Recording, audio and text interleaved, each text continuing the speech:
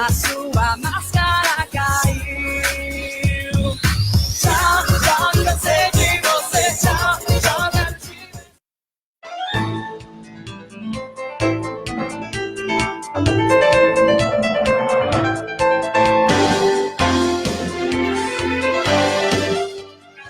Muito boa tarde a todos os ouvintes, chegando nesse exato momento, agora 12h04, né? Começando uma live aqui hoje, trazendo assuntos diferenciados aqui. Vamos conversar hoje, entrevistando aí o Tom Miller, fotógrafo, blogueiro, youtuber, proprietário das páginas e blogs do Verdade Mundial. Também vamos entrevistar o Juarez Cooper, policial, pastor e ufólogo. E os temas que vamos abordar hoje aqui serão temas que causam, acho que, estranheza para alguns, acabam também causando medo em outros, que é justamente a ufologia. Vamos falar aí sobre casos que aconteceram, como Arthur Berlé, aqui do interior do nosso estado, Operação Prato, Noite Oficial dos Discos Voadores, ET de Varginha e outros casos que aconteceram. Todos casos registrados aqui no Brasil, casos esse que aconteceram registrados pelo Exército Brasileiro, pelas Forças Armadas, né? O próprio caso da Noite Oficial dos Discos Voadores foi um caso aí que envolveu a Força Aérea Brasileira. E vamos chamar aqui, então, primeiramente, o nosso convidado, o Tom Miller. Boa tarde, Tom. Boa tarde, pessoal da Rádio Cidade. Boa tarde a todos que estão nos ouvindo. Beleza. Fernando e Juarez, um prazer. Exatamente, beleza. Tudo tranquilo aí em Veranópolis? Tudo tranquilo, bastante frio. E hoje já acordamos com casos ufológicos no Brasil, né? Então tá uma correria danada hoje. Pois é, e falando hoje aqui sobre ufologia, um tema que movimenta muito a nossa região, né? A gente teve um dos casos mais emblemáticos aqui da nossa região, que é justamente o caso do Arthur Berlé. Já ouviu falar nesse caso? Sim, já ouvi, já estudamos bastante o Arthur Berlé. Um baita livro, acho, para todo mundo que quiser iniciar na ufologia e um caso rico, acho que um dos livros mais bem detalhados sobre abdução é o dele, sem dúvidas. Beleza, vamos começar então agora aqui falando primeiramente sobre o caso Arthur Berlé. E apresentando aqui o nosso segundo convidado, o Juarez Cooper, que é policial, pastor e ufólogo. Boa tarde, Juarez.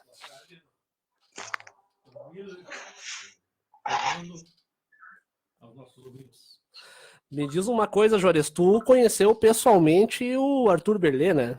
Sim, eu tive a oportunidade em 89, 88, de frequentar a casa dele lá em Sarandi, né?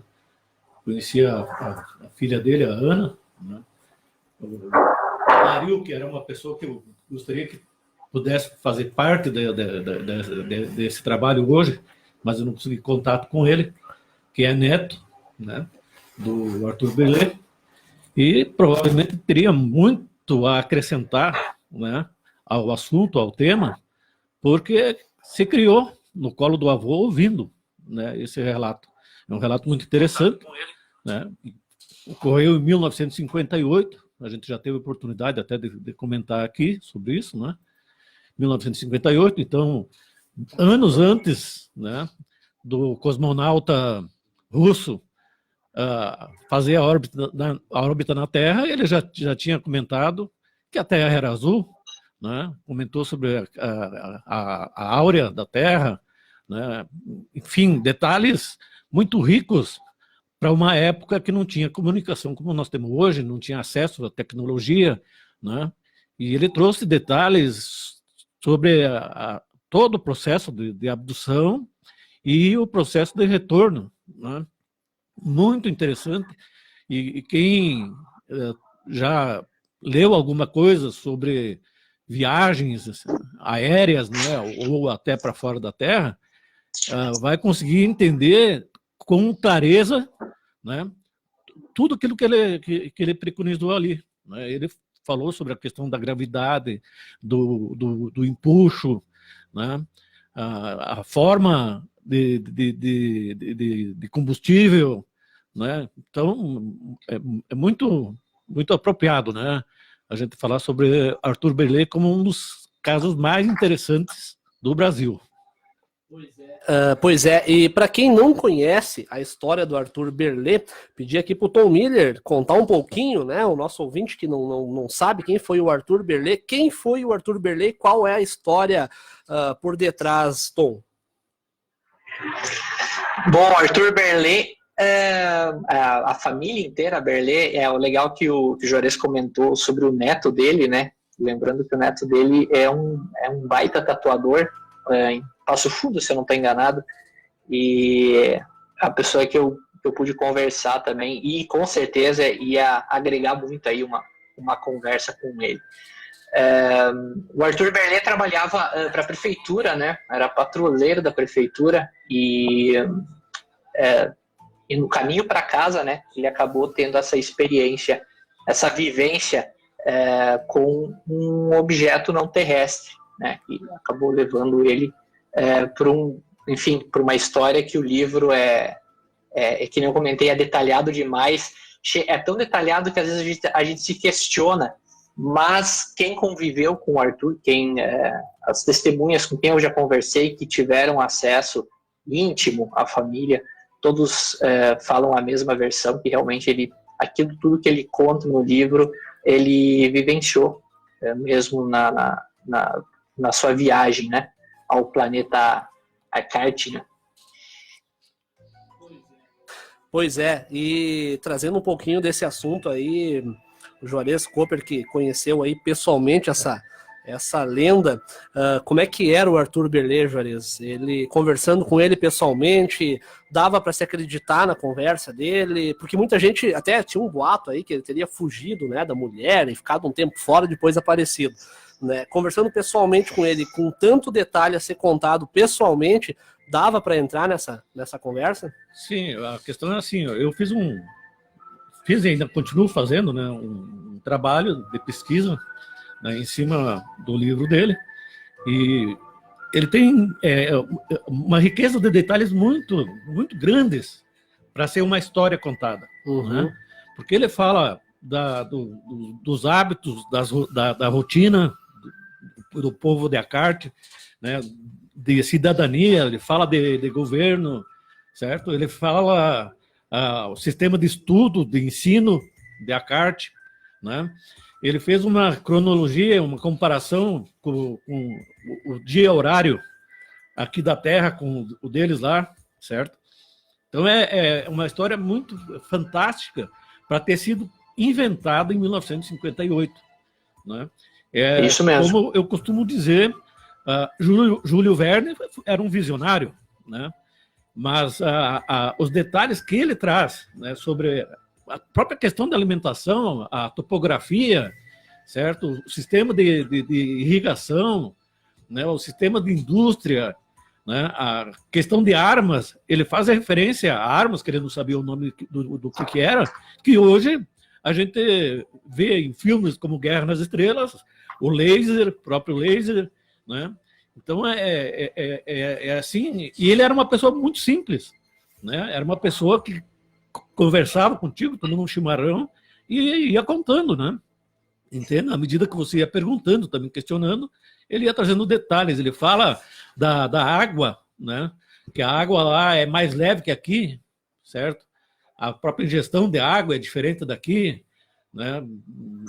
A água, se tu jogasse num copo, não derrubaria o copo, né? Então, o que ele está falando? Ele está falando em questão de gravidade, né? E é muito detalhado a questão dos alimentos que ele cita, né? As diferenças, ele faz comparação com alimentos nossos aqui da terra, né? Mas com outra consistência. Então, eu vejo como impossível ser uma mentira, certo? Até porque quando a gente estuda, né, nós temos milhares de galáxias, né? Cada galáxia com bilhões de estrelas, certo? Só olhando para Júpiter e Saturno, né, eles têm juntos aproximadamente 140 luas, certo? Essas luas, algumas delas, como a Europa, Calisto, se não me engano, né, estão sendo estudadas porque tem uma semelhança, né? O sistema Vega também, né? As estrelas Kepler proporcionariam um ambiente semelhante ao ambiente da Terra, embora que a gente possa entender que a vida em outros planetas, como, por exemplo, mais quentes e mais frio, podem ocorrer de uma forma diferente do que a daqui, né? E quando você fala em vida, desde bactéria para cima, é vida, né? Então, algum sistema inteligente deve ter. Pois é, até te pedir para ti, Tom, tu falou que hoje acordamos aí com informações sobre a ufologia. Quais são as novas da ufologia aqui da nossa região? Aqui na região não aconteceu nada, na verdade foi no Rio de Janeiro. Rio de Janeiro. Rio de Janeiro, ontem à noite a gente foi, a caixa de e-mail quase explodiu. Teve um caso em Magé, que aconteceu ontem à noite, tá? E aqui, pelo que acabei de gravar o vídeo aí que vai pro ar daqui a pouquinho, onde eles estavam relatando luzes no céu de Magé. Porém, as testemunhas viram uma dessas luzes mergulhar no mar. E então começou, mas como é a internet, a gente sabe, né? Tem muita fake news, tem muita gente que aumenta e dá aquela, querendo não dar aquele pânico coletivo, então todo mundo começa a ver disco voador, né? Mas o bom é que hoje em dia o pessoal está tudo equipado com celulares, então a gente está conseguindo mais provas. Como o Starlink, lá o projeto do Elon Musk, estava passando aí perto do Brasil nos últimos dias, a gente sempre vai cogitar a primeira hipótese de ser o sistema de satélites do Elon Musk. Porém, a gente verificou aqui no sistema, ele não passou por nenhuma rota visível em Magé, e foi tentado conexão com a Força Aérea e com os militares que cuidaram da região na noite de ontem, mas não houve bloqueio de nenhum local, ao contrário do que muitas pessoas estavam falando também, que disseram que tinha sobrevoo de helicópteros e aviões da Força Aérea em cima de Magé. Tem alguns vídeos, eu vou publicar, vai sair hoje no ar, dessas luzes. Realmente são luzes diferentes, não são luzes semelhantes à do Starlink, que se movem todas unidas ali, agrupadas, em fileira, né? Eles chamam de trem, né? Isso. Essas luzes que estavam se movendo em Magé eram vermelhas, eram duas luzes vermelhas, e tá registrado, tá em vídeo registrado. A gente sabe quando as pessoas têm um entendimento que aquilo pode ser um balão, que aquilo pode ser um drone, pode ser um satélite, pode ser um meteoro às vezes, mas a gente entende quando aquilo não é nada disso e se classifica então como um objeto voador não identificado, né? Claro. E a gente vai trazer hoje o vídeo especial lá no canal, trazendo mais detalhes sobre o ocorrido lá em Magé. Pois é. Falando sobre casos, então, vamos falar aqui sobre alguns casos que foram documentados, né? E quando eu falo em documentados, são casos que não são somente apurados por testemunhas. Por exemplo, quando começou toda essa questão do trem de satélite, né? Como todo mundo coloca, do Elon Musk, começou, né, aquela história de que havia alienígenas sobrevoando o mundo, ou que podia ser espionagem. Depois veio à tona, né, essa informação. E a gente teve casos documentados, casos históricos, né, aqui no Brasil, e eu estou falando do Brasil, no mundo então nem se fala, mas no Brasil a gente teve um caso muito documentado, primeiramente, claro, do Arthur Berlet, no ano de 1958, e aí fica o detalhe, porque o pessoal pega e fala assim, não, mas me diz um dado científico que o Arthur Berlet trouxe na época, o próprio fato da Terra ser azul, né, Juarez? Sim, exato. Isso mesmo. Exato, ele conta com detalhes, e outra, falar em topografia, falar em sistema de irrigação, sistema de indústria, certo? Ele comenta sobre o vestuário, as diferenças do vestuário de lá, do vestuário daqui, certo? E o fato ocorreu aqui perto de Sarandi, na esquina Natalino, né? É uma estrada de chão, né? Certo? Ele cita a diferença que ele sentiu no corpo quando chegou lá, se sentindo leve, né? E quando retornou aqui, se sentiu bem pesado, né? Por questão de gravidade, né? Teve que se readequar Então é muito interessante, né? Esse fato ali de Magé, a gente tem que entender o quê? Né? O objeto entra na água, então ele é híbrido, ele já é um objeto voador e submarino ao mesmo tempo, né?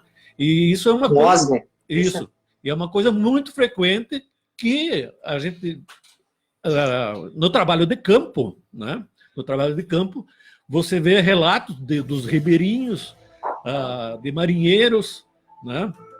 E são fatos que não tem como, não pode ser uma ilusão em massa coletiva. Histeria, né? Coletiva, né? Isso, não tem como ser isso aí, né? A própria Operação Prato, em 97. Não, né? Operação Prato, até eu busquei aqui, é em 77. 77? Isso. Não, em 97. 97 acho que é ET de Varginha. Isso aí. Isso. Em 77, daí levou 20 anos para o Coronel Holanda pegar e fazer a primeira palestra, que seria uma série de palestras numa universidade, em cima desse relato, né? Porque existe aquela questão de preservar informação por um determinado tempo, depois ela passa a ser liberada. Hein, Jorê, só te interrompendo, para quem não conhece, o que foi a Operação Prato? A Operação Prato, ela aconteceu lá em Colares, né? No Colares, a ilha ali de Belém, perto de Belém, né? Isso, para aqueles lados lá em cima, né? E só que aquela foi uma situação que envolveu vários óbitos, né? De pessoas que não sofreram abdução no sentido de abdução. Sim, de ser levado daqui. Teve pessoas que foram dissecadas, praticamente, uhum. Né? Tiveram órgãos retirados. No começo se achava até que pudesse ter relação com o tráfico de órgãos, né? Mas aí começou a incidência começou a ser tão grande, né? E o povo começou a visualizar objetos voadores. Uhum. Né? Essa é aquela situação em que alguns feixes de luzes eram disparados. Eram disparados, uhum. Né? Esses objetos, né? Sim, e tanto que, ó, só para nós observar aqui, né? Olha aqui, ó. Deixa eu pegar aqui. Personagens, né, que participaram da Operação Prato. O primeiro comar, que é o Comando Regional da Aeronáutica, né? A AFAB, o Serviço Nacional de Informação, o Centro de Informação e Segurança da Aeronáutica. Né? No primeiro comar, quem comandava era o Brigadeiro Protásio Lopes de Oliveira. Certo? Teve a participação do Coronel Camilo Ferraz de Barros, que era da segunda seção do primeiro comar, do capitão Iragê Holanda, né? O sargento Flávio Costa, no SNI, a participação do Coronel Filemão, e entre civis que acompanharam a missão, né? O Pinão Frias e o Dr. Velaide. Então, quer dizer assim, é muita gente envolvida numa investigação. E pessoas como dizem, de CPF, de identidade, né? Mas, claro, mas imagina um brigadeiro. O brigadeiro é um cargo equivalente a general do Exército. Sim. Né? É uma pessoa de alta autoridade. Não ia se envolver numa pesquisa, né, que não tivesse fundamento. Claro. Né? Então, e o fato, fizeram 2 missões. Uhum. Certo? 2 missões que foram realizadas com um intervalo de 1 mês, uma da outra. Né? O que sugere que a primeira tenha dado fruto, uhum, e a segunda era para fazer a complementação, né? Claro. Deixa eu te perguntar, Tom, tu teve acesso a esses documentos, porque parece que inclusive foi vazado documentos militares dessa época, né? Sim. A gente tem os documentos até expostos lá no site verdademundial.com.br, quem quiser acessar tem acesso a boa parte do que foi conseguido aí na pesquisa do grupo de ufologia lá da revista UFO. Tem todas as documentações. Eles abriram os arquivos deles sobre a Operação Prato, mas a gente sabe que não abriram todos. Uma boa parte ficou visível, aquilo que pode ser lido, mas está tudo lá, como o Juarez comentou, tudo à moda militar, escrito, descrito, distância dos objetos, tamanho dos objetos, qual tipo de contato as pessoas, os ribeirinhos lá da ilha tiveram com os discos voadores, as pessoas que foram atacadas, que tiveram o sangue removido, o falecimento dos pescadores que ocorreu dentro de um barco. Um deles morreu de ataque do coração, que segundo a médica Adelaide lá, que cuidou dos pacientes, essa pessoa que morreu do coração, ele morreu de medo. Ele morreu, que a gente fala, né, que pode morrer de medo do coração, isso aconteceu mesmo. Ele, com o raio, com o choque, com o impacto da luz que ele viu em cima do disco, ele acabou falecendo. Outros faleceram devido aos ataques que aconteciam com as vítimas, né? Aquele lance lá que ele ganhou a fama de chupar o sangue e tal. E outros tantos relatos, tudo descrito aí à moda antiga, no formato militar e aberto aí para toda a população poder pesquisar. Claro, com certeza. Quer complementar, Jores? Não, tá bem explicado. Pois é, até essa Operação Prato aí, né? Eu tô falando aqui com 2 especialistas dessa área, né? Eu sou mais um espectador. E eu me lembro que quando eu comecei a ler a respeito dessa questão da Operação Prato aí, eu me lembro que eu vi algum desses documentos que foi bem divulgado na mídia. Inclusive, um desses documentos eles chegam a desenhar o que seria um desses objetos que estaria voando, né? Eu vi também um documentário no History Channel, onde eles colocavam, né, as imagens, né, e entrevistaram pessoas daquela época, em que algumas que sobreviveram, né? E aí uma das mulheres, ela conta que ela estava andando no meio do milharal, quando ela viu uma luz e quando ela teve aquele susto de ter visto aquela luz estranha pairando no ar, e lembrando que isso aqui é em 70 e poucos, não se tinha drone naquela época, não se tinha isso. E ela conta que quando ela avistou aquela luz, logo ela recebeu como se fosse uma descarga elétrica, e ela ficou paralisada e não conseguia se mexer, não conseguia gritar, né? Começou a desfalecer, digamos assim. Então, coisas que aconteceram e foram documentadas, e a aeronáutica, né, que vocês estavam falando, né? Pois é, a aeronáutica não iria lá botar a cara a tapa por como é que se diz, um disque-me-disque, né? Sim, o primeiro comando. É isso aí. Então, Pois é. Envolvendo o brigadeiro, envolvendo o coronel, envolvendo capitão na época, o Orlando, né? Sim. Outros graduados, não tem como a gente ignorar que tenha acontecido alguma coisa. Sim. E hoje a gente tá cheio de assunto para falar a respeito aqui. Deixa eu pedir pro Tom. Tom, qual que é a tua visão particular dessa Operação Prato? Para mim, a maior operação, sem sombra de dúvida, a maior operação envolvendo discos voadores e militares. Para mim, o início foi o que me fez pesquisar mais a fundo a ufologia. Até então, assim, a gente vivia de histórias, relatos, livros. O próprio caso, né, do Arthur Berletti ali é fantástico, ele é rico, ele instiga a gente a procurar mais, a pesquisar mais. Ele desenhou coisas que os celulares, as TVs, onde eles se comunicavam olhando pela TV, coisa que a gente está fazendo hoje aqui para fazer esse tipo de entrevistas. Enfim, todas essas coisas aí já adicionam. Mas a Operação Prato, ter os militares, aqueles que sempre vão ficar calados diante de uma coisa que é ridículo ao restante das pessoas, os que mais deveriam abafar o caso, resolvem montar todo um equipamento, um aparato de guerra, colocar umas metralhadoras antiaéreas numa praia e tentar explicar para a população ficar calma. Aí tu vê que o negócio saiu do controle deles e eles estavam ali também perdidos, que nem as pessoas hoje que estão filmando o céu. Eles estavam tentando coletar informações e tentar entender o que aqueles objetos, aqueles aparelhos estavam querendo numa região que praticamente é o fim do mundo, não tinha nem energia elétrica direito, né? Exatamente. E para mim, a melhor, sem dúvida, assim, ó, o do ET de Varginha, a Operação Prato, a Noite Oficial dos OVNIs, que é aqueles casos assim que a gente se orgulha aqui do Brasil. A Operação Prato, disparado, para mim, é a melhor. Sim. Pode falar, Júlio, pode falar. Pelo envolvimento justamente dessas autoridades, né? No caso, você fez a referência à Noite dos Discos Voadores, também, até na época, o ministro da Aeronáutica, né, na época ele tinha o status de ministro da Aeronáutica, né, estava no ar, né, num avião comercial, né, e foi contatado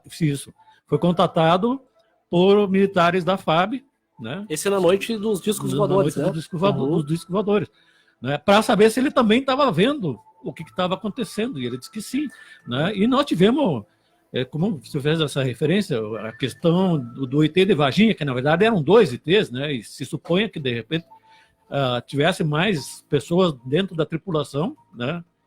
Extraterrestres, né? Que teriam sobrevivido ou teriam sido resgatados, e esses 2 casos ali, infelizmente, eles morreram, né? Um foi no dia 13 de janeiro e outro foi no dia 20 de janeiro, né? E aí tem toda a história que envolve aquelas meninas, na época eram meninas, né? A Kátia, a Liliane e a Valquíria, a captura, também os comboios do exército naquela região, né? E a distância entre o primeiro caso, né, e o segundo caso não dá 20 quilômetros, né? Tem o relato daquele empresário que estava fazendo um voo de asa delta, que vê o acidente, né? E quando ele pousa para tentar ver, né? Porque naquela época não existia celular para você filmar nem nada. Ele foi impedido, né? Por uma guarnição de militares. Então, são tudo relatos bem interessantes e consistentes, né? Não, é difícil você dizer que isso ali é uma invenção, que isso ali é uma mentira. Pois né? é. Até antes da gente passar por esses próximos casos, só o último complemento aqui da Operação Prato, Juarez. Houve um militar que, depois de comentar sobre tudo isso, morreu, né? De forma muito misteriosa, né? Sim, foi exatamente o capitão, o Iragê Holanda, né? O que acontece? Qual que era a importância dele nessa operação? Ele era... Comandante? Ele era porque estava dirigindo, né? Ele estava comandando tudo. O brigadeiro acompanhava da unidade, né? Mas quem estava em campo era ele. Era ele, né? Era a autoridade maior. E aí o que acontece? Ele... isso é uma coisa bem esquisita, né? Ele deu uma entrevista, certo? Primeiro ele deu uma palestra para uma universidade, em setembro. E ele deu uma entrevista para a revista UFO, né?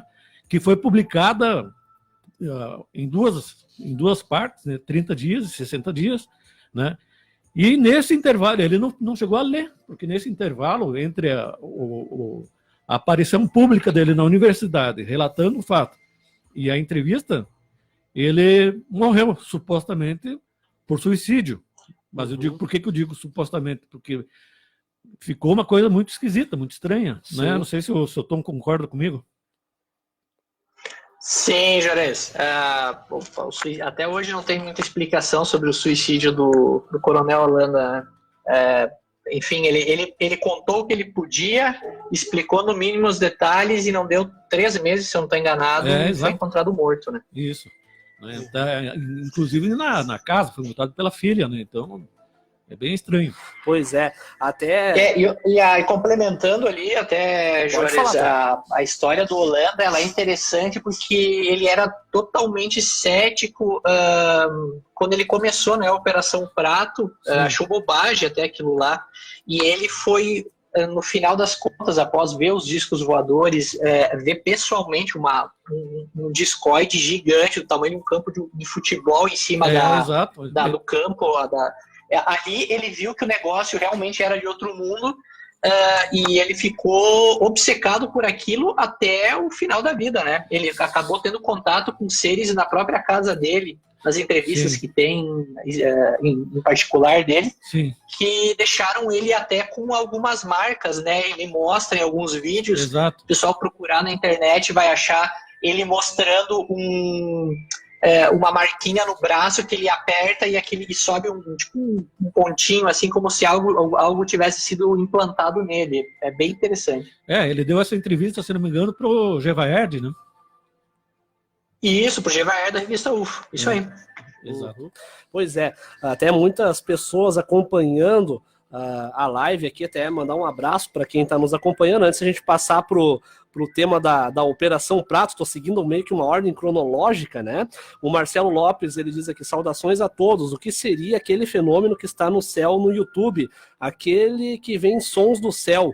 alguns dizem que se assemelha com sons de trombeta. Vocês sabem sobre isso ou é fake? Olha, vou deixar o Tom falar. Acho que ele tem mais propriedade para falar sobre isso. Olha, eu gravei um vídeo um tempo atrás sobre isso. O pessoal nas lives sempre pedem sobre esses barulhos estranhos. Eu, bem sinceramente, eu conversando ontem, até conversei com o Andrei, e tive relatos de Birubá, onde escutaram o barulho na mesma noite que eu escutei aqui na minha cidade, tá? Mas para mim, particularmente, aquilo era barulho de avião. Não tinha nada de mágico ou incrível naquilo lá. E eu acredito, na minha sincera opinião, que as pessoas agora, com a quarentena, com o silêncio que se instaurou, principalmente na noite, o pessoal está ouvindo muito barulho que antes não ouvia. Então, o pessoal, às vezes, que mora perto de estradas ou que tem uma elevação que causa ali a acústica do ambiente, traz um som de um caminhão que está vindo lá longe, um freio, um monte de outras coisas, fábricas que funcionam na noite que as pessoas não ouviam antes e agora estão ouvindo. Tem uma série de questão de barulhos e o próprio planeta, né, que deu uma desacelerada. Enfim, as próprias placas tectônicas em alguns pontos do planeta, elas estão emitindo esse som, que é um som metálico, que as pessoas que residem em locais de terremoto, elas costumam ouvir esse barulho. É um barulho de metal sendo retorcido, como se estivesse sendo esmagado. E esses são barulhos das placas se alocando, que é o que acontece quando começa a se estabilizar o terreno ali. Então, eu creio que tem muita coisa aí que a própria ciência, a própria geografia dos lugares aí pode revelar, não tem muito mistério além disso. Pode acabar revelando, né? Que tá acontecendo coisa estranha, que o pessoal tá vendo além do Starlink, isso a gente não pode negar. Uhum. Pois são coisas que aguçam, né, a curiosidade da população. Passando aqui para o próximo tema, então, o Juarez até estava dando aqui já quase uma palhinha, né, a questão da noite oficial dos discos voadores, né, essa que foi uma operação que envolveu a Operação Prato foi aeronáutica, né? Sim, aeronáutica também, né? Essa aí também, mas essa ali eles botaram os caças no ar. Pois é, isso essa noite oficial dos discos voadores, né? Até porque tem esse nome, né? Porque o capitão de um dos caças teria se comunicado com outro caça e dito, né? Bem-vindo à noite oficial dos discos voadores. Ou foi o controlador de voo, não me lembro agora. Eu também não tenho certeza quanto a essa informação, mas o que aconteceu? Para você mobilizar uma base aérea, colocar no céu os caças, certo? Sim. Tem coisa, né? Não tem, é impossível dizer que não tenha. E como o Tom referiu, por exemplo, a questão do Coronel Holanda, ele no começo ele achou que estava enxugando gelo, né? Quando ele teve o contato que ele presenciou, que ele passou a levar a sério, né? E muitas dessas luzes que se enxergam à noite, né? Quem tem telescópio, quem tem uma tecnologia um pouco maior, pode dimensionar o tamanho desses objetos, certo? E normalmente eles estão cercados com órbitas, né, Tom? Que são, no meu entendimento, objetos que descem para coleta de dados, o monitoramento, o transporte, como um porta-avião tem os seus caças, né? Uhum. Um híbrido chega na praia, desembarca, jipe, coisas, então alguma coisa está acontecendo, né? Sim. E a questão do som faz muito sentido o que o Tom falou, né? Porque hoje as pessoas estão com a percepção mais aguçada pelo fato de estarem em casa. Uhum. Pois é, só explicando um pouquinho então sobre o que foi a noite oficial dos OVNIs ou noite oficial dos discos voadores, né? Foi um episódio aí sucedido no dia 19 de maio de 1986, quando vários objetos voadores não identificados invadiram o espaço aéreo brasileiro. O fato ocorreu então no dia 19 de maio de 86, prolongando-se até a madrugada do dia seguinte. Cerca de 20 OVNIs foram detectados pelos radares do Centro Integrado de Defesa Aérea e Controle de Tráfego Aéreo, o Sindacta, né, com sede em Brasília. Os primeiros relatos de avistamento tiveram início às 18 horas e 30 minutos, notabilizando-se as observações do 2SQSS-BCT, né, que é o controlador de voo aí, né, comandado pelo Sérgio Mota da Silva, operador da torre de controle do aeroporto de São José dos Campos, em São Paulo. Ele comunicou à patrulha a observar um luzeiro que ele estava vendo no setor noroeste do autódromo. Até tem a fala dele aqui da época. Ele diz: tem alguma coisa aqui no setor noroeste de São José, um farolzinho, pô, mas eu tô olhando bem e o bicho tá parado, nem sobe nem desce, não vai para a esquerda nem para a direita, tá paradinho lá. Não tô olhando, não é uma estrela, mas também não é um farol, não dá para distinguir o que é. É só um foguinho de luz esquisitinho, tá bem alto e agora sumiu de bruma. É o surgimento de novos OVNIs e distanciamentos aí, novos OVNIs e dinâmicos, levou o chefe do Centro de Operação da Defesa Aérea, o Major Ney Antunes Siqueira, a ordenar 2 operações de interceptação por caças, ou seja, ao avistar isso, que é normal, né, em território aéreo, pode ser um avião transportando droga, pode ser alguma outra coisa, né, então eles autorizaram então a interceptação pelo caça F-5E Tiger II e um Dassault Mirage, né, o jato que tinha na época, um partido então da base aérea de Santa Cruz e um do Rio de Janeiro, da base aí de Anápolis, em Goiás. Ao todo, 5 caças foram enviados, 2 F-5E da BASC e 3 Mirage F-103 da BIM. Então, ou seja, foi um caso aí que o controlador de voo viu, né, identificou tanto no radar, acionou, né, o pessoal que estava no céu, e aí entra também aquela questão de o pessoal fala assim, tá, mas será que não era um erro no radar? Não, eles mandaram os caças até o céu que avistaram, e aí teve aquela questão que o Juarez falou, que eles, naquele momento, havia um político de nome. Ministro da Aeronáutica. Isso, o ministro da Aeronáutica, né? Que acho que depois se tornou ministro de Minas e Energia. Depois virou ministro de Minas e Energia, se eu não me engano, ou era o ministro de Minas e Energia. E ele estava comandando o seu avião na época, ele virou o avião, apontou o avião, né? Pro que seria o disco conforme a coordenada, o disco voador que seria o OVNI, conforme a coordenada. E ele viu, pois é, e eles visualizaram também aquele ponto luminoso e tentaram seguir o objeto, né, Juarez? Sim, só que não tiveram êxito, né?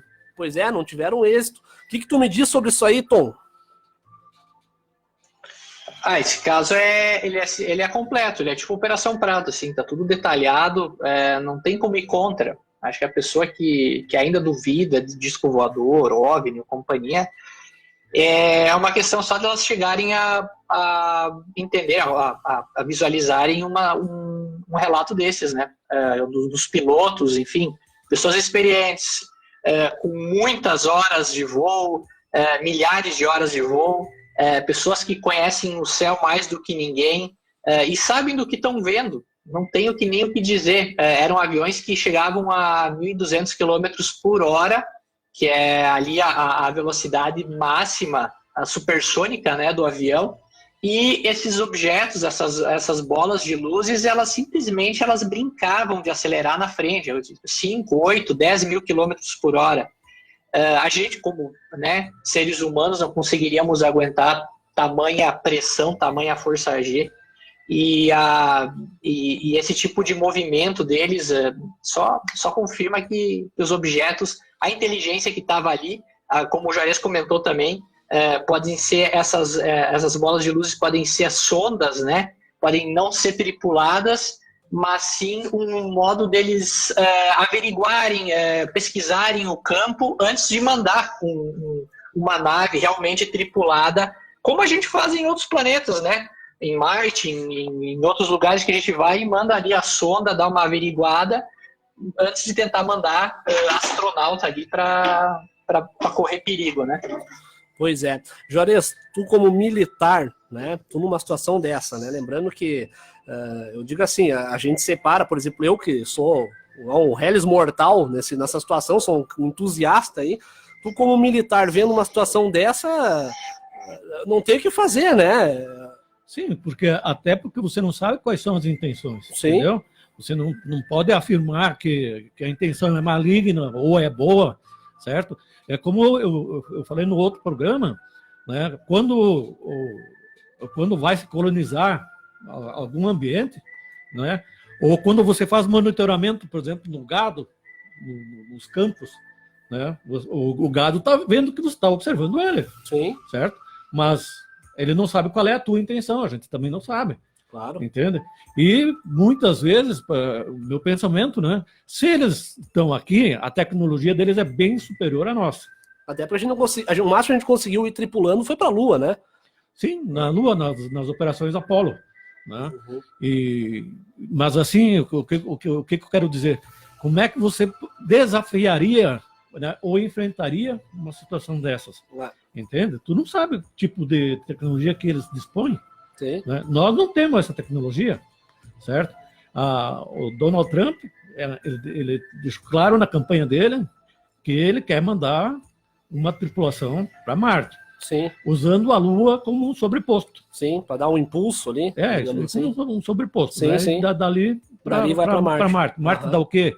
60 milhões? Uma coisa assim. A Lua está a 330 mil quilômetros. Seria quase que um pouso estratégico ali. Entende? Mas ainda no momento, né? Talvez a NASA ou a agência europeia ou a própria Turquia ou a China já disponham dessa tecnologia, né? Só que ainda não foram. E existem tratados em relação a isso. Por exemplo, não sabia disso. Sim, existem tratados internacionais sobre a questão espacial, né? A Lua, alguém pode ser proprietário da Lua? Né? A Antártida, Polo Sul, nossa, Sim, sim. né? Existem quantas bases de países diversos, latinos, europeu, né? Lá, asiático, Claro. certo? Ela não tem um limite geográfico que diga que aquilo pertence a não sei quem, pertence, né? Mas, enfim, se trabalha em cima da Antártida. Inclusive, é um dos poucos lugares que esse vírus, coronavírus, não chegou. Sim, sim. Né? E é frio. Sim. Né? O isolamento lá já é praticamente... É um isolamento natural, né? Exato. Pois é. Tom, pode complementar. Bom, sobre o caso da noite oficial, até uma complementação sobre o caso, é que em alguns momentos os pilotos até chegaram como militares, né, que a gente estava comentando aí, o Juarez já conhece mais que nós essa área, que existe toda uma pressão, né? Está alegando uma coisa que foge do palpável, né?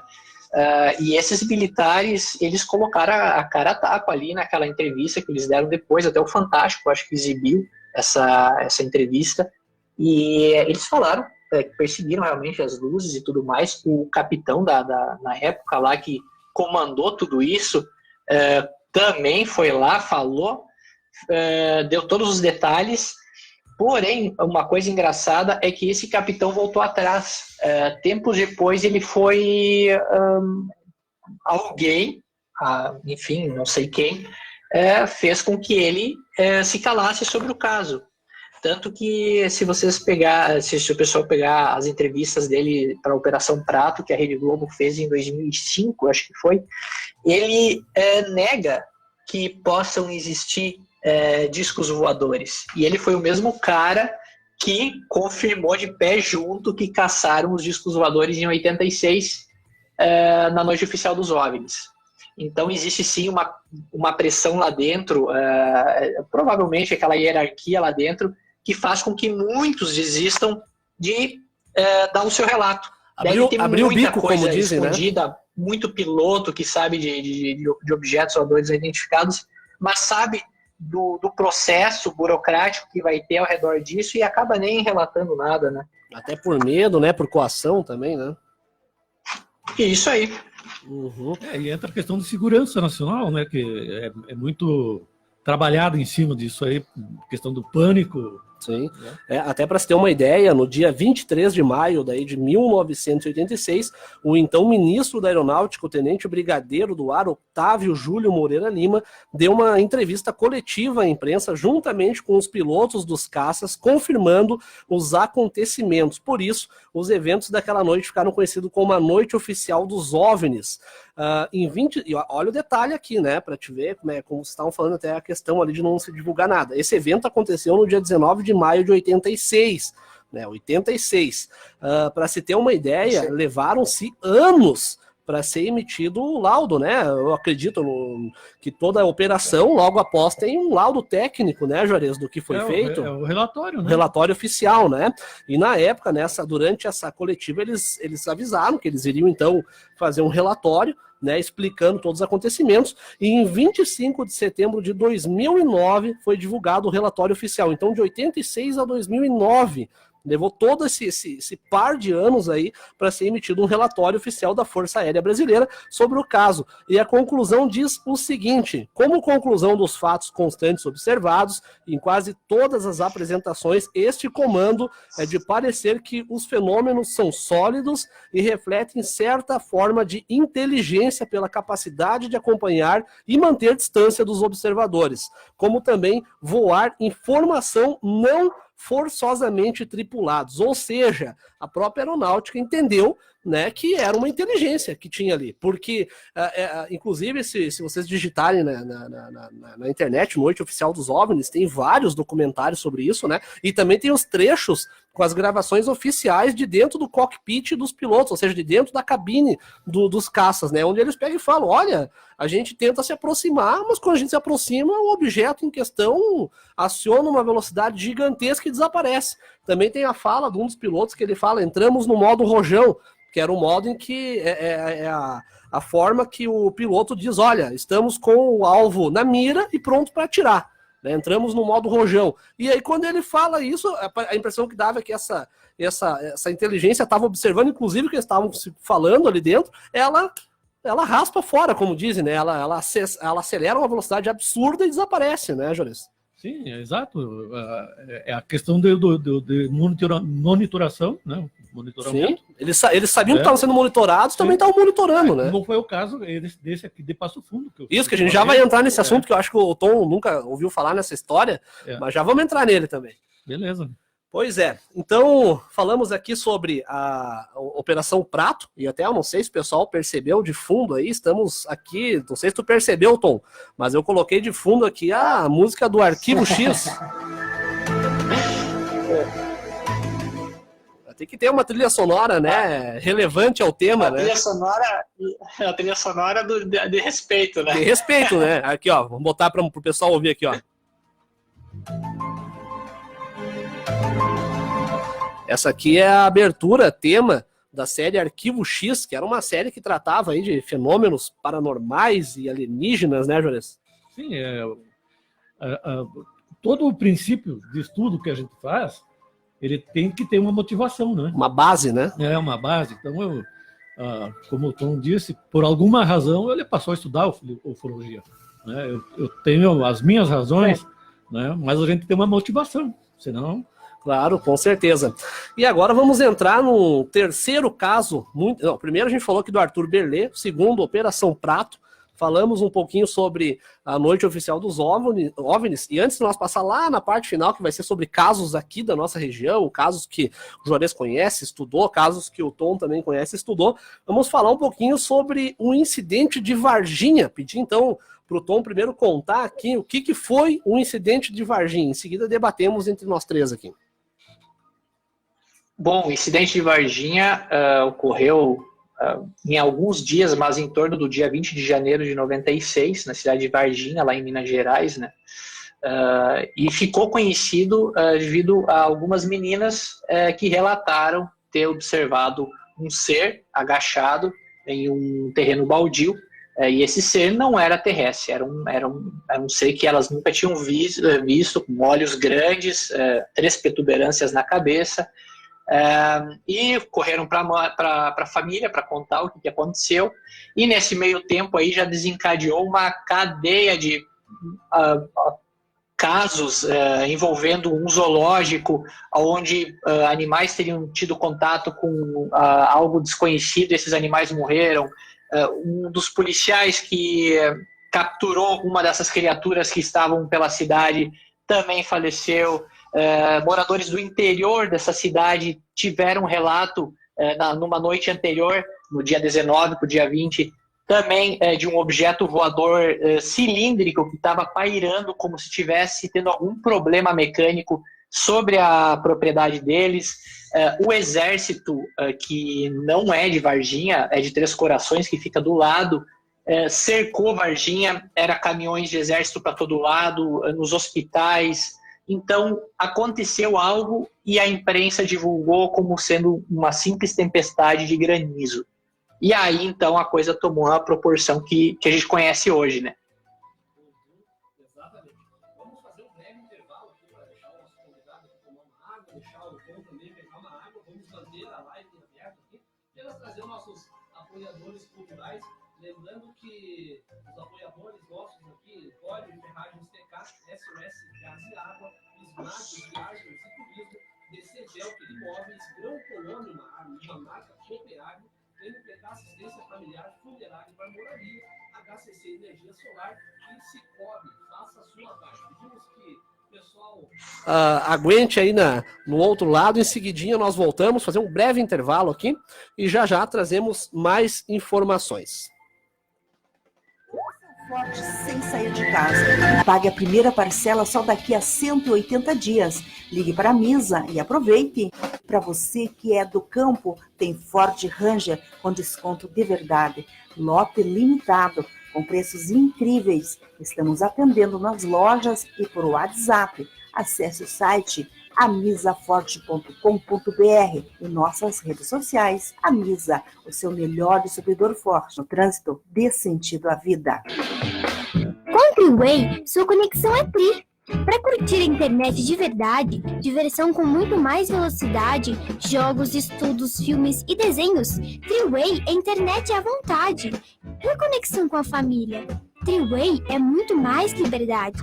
Ligue 0800 51 3196 e assine, porque o melhor da vida é estar conectado a bons momentos. Triway, sua melhor conexão.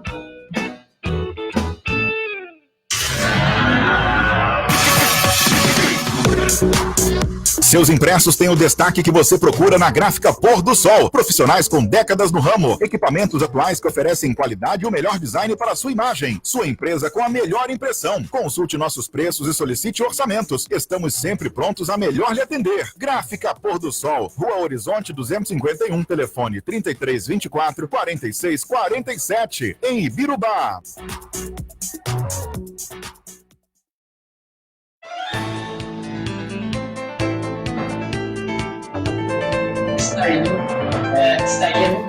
Beleza, voltamos agora aqui, 12 horas e 56 minutos, né? Já retomando então o nosso programa, apenas um intervalo aí para deixar o pessoal tomar uma água, né? Buscar um refrigerante aí e já retornamos então. Estávamos falando agora há pouco sobre o caso do ET de Varginha, né, Tom? Isso aí.